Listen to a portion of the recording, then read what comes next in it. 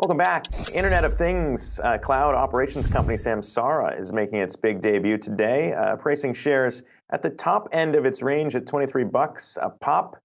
And the ticker there, aptly named IoT, or seeing shares move higher as they make their debut at the New York Stock Exchange. And for more on what that company is trying to solve, very happy to welcome in the CFO of Samsara here. Dominic Philips joins us from the floor of the NYSE. And Dominic, I mean, when we look at it, as I understand it, also I want to mention Yahoo Finance's Brian Sozzi joining us for this interview.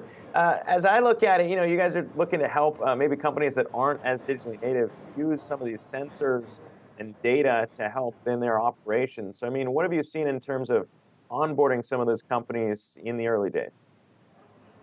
Yeah, well, thanks for having me. So Samsara is connecting the world of physical operations to the cloud.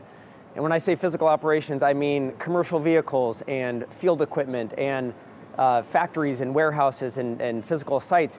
And we're collecting and we're organizing that data, we're bringing it to the cloud, and we're providing actionable insights for our customers to use that data to run their businesses more safely, more efficiently, and more sustainably.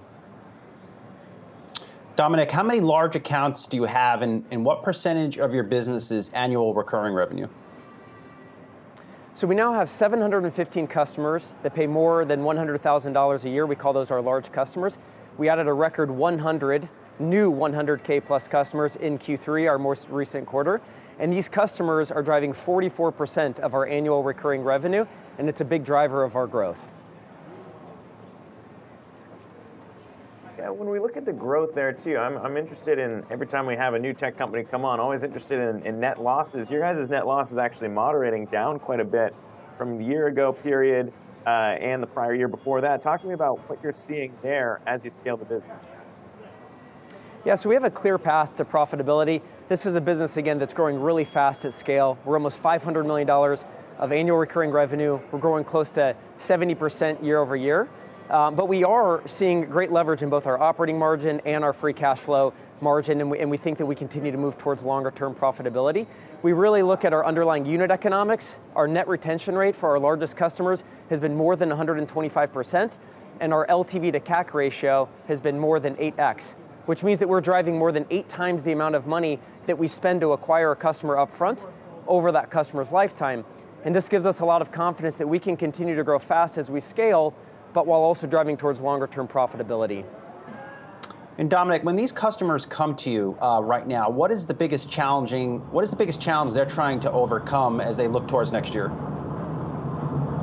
Yeah, so our customers represent 40% of US GDP. These customers come from industries such as manufacturing and logistics and construction and field services.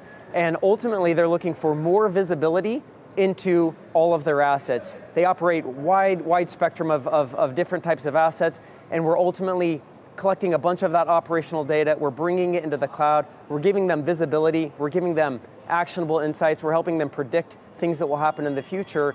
And with that data, they're able to save money. They're able to operate more efficiently. They're able to operate more safely, reduce accidents, lower their insurance premiums. And we're also helping them use that data to achieve their longer term sustainability goals.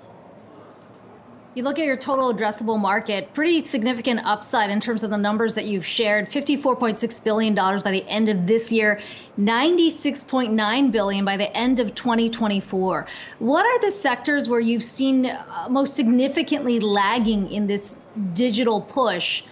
Where is the growth? So we're in the early innings of a digital transformation for this world of physical operations. We've seen it in the world of consumer. Over the last 10 to 20 years, we've seen it in enterprise.